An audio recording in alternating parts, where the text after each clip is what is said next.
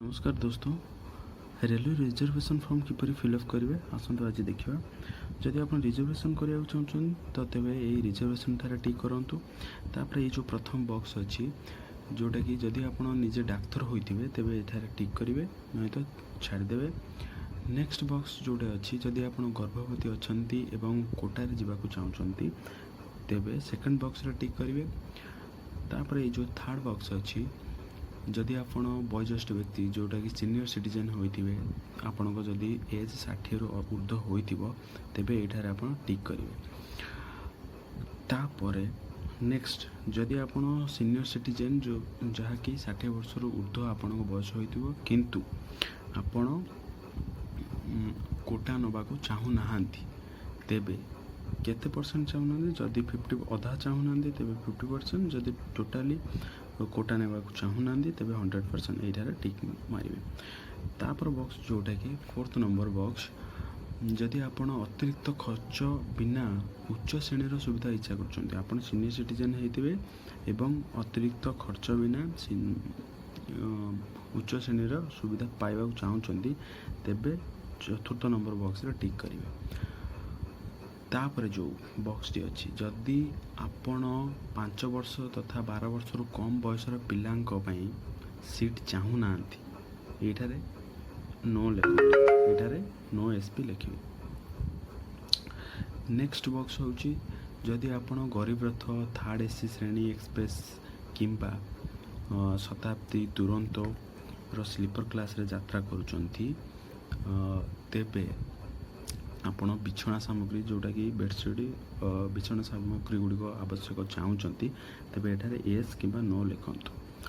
तापर आसीजा देखा नेक्स्ट एठारे आपण ट्रेन नंबर एवं ट्रेन रो नाम लिखिए जोटा कि एठारे लिखाई 5 अंक विशिष्ट ट्रेन नंबर एवं ट्रेन रो ना लिखिए जो थे आप जर्नी करने चाहूँगी। नेक्स्ट जर्नी डेट लिखिए कौ दिन आप जर्नी कौ दिन आप यात्रा करने चाहूँगी से दिन तारीख लिखिए। नेक्स्ट कौ क्लास स्लीपर किंबा थर्ड एसी किंबा सेकंड एसी सेटा लिखिए। नेक्स्ट केतोटी सीट जदि गोटे सीट ये गोटे लिखिदेवे, जदि दुईटी सीट चाहते तेज दुईटी भी लिखिपारती। आउ एटा जदि आप विंडो साइड सीट नवाक चाहूँगी तेज एठारे विंडो साइड भी लिखिपारे। देन कौठार आप जर्नी स्टार्ट करेंगे यात्रा यात्रा कौ स्टेशन स्टार्ट करेंगे सेटा लिखिए भुवनेश्वर। नेक्स्ट जदि ये जमी लिखाई राउरकेला टू कौ पर्यंत यात्रा करेंगे कौ स्टेशन को एठारे कौ स्टेशन चढ़े एवं कौ स्टेशन रे ओह्लैबे सेटा लिखिए।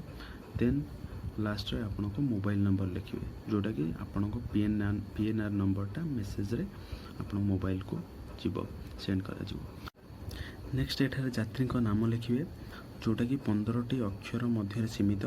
जदि आपण नाम 15टी अक्षर अधिक हो जाए तेज सर्ट रे लिखिदेवे, किंतु एठार मु स्मॉल लेटर लिख देछि आपण कैपिटल लेटर लिखिए। देन नेक्स्ट नेशनलिटी आपण इंडियन, तापर जेंडर आपण को लिखिए मेल कि फीमेल, तापर एज बयस, तापर जदि आपण सीनियर सिटीजन होइथिबे एवं कंसेशन चाहूथिबे तो एठी एस लिखिए एठारे। देन तापर कौ बगी आप चाहते कौ berth lower berth upper berth किंबा मिडिल बर्थ जो बर्थ आपन को दरकार थी ताहले लिखिए। नेक्स्ट एठारे जदि आपण राजधानी शताब्दी किंबा दुरंतो ट्रेन में जाउछंती तेबे आपन को मील पाए कौ मील पाइबे भेज किंबा नॉन भेज सेटा लिखिए। देन जदि आपण एकाधिक यात्री जाउछंती तेबे नेक्स्ट एठारे आपण परवर्ती यात्री नाम नेशनलिटी यहपर फिलअप करेंगे। नेक्स्ट जदि आपण सहित 5 वर्ष कम पिला आपण सहित यात्रा करछंती तेबे एठार फुल नेम तांकर जेंडर एवं एज लिखिए। नेक्स्ट तापर जदि आपण रिटर्न जर्नी करिवार अछि तेबे एठारे फिलअप करेंगे। जदि करिवे रिटर्न जर्नी करिवार नाही तेबे एई स्थान गुडी को छाडी देबे। तापरे आपणक एप्लिकेंट को नाम लिखिए तांकर संपूर्ण एड्रेस देवे at post dist and pin ATC.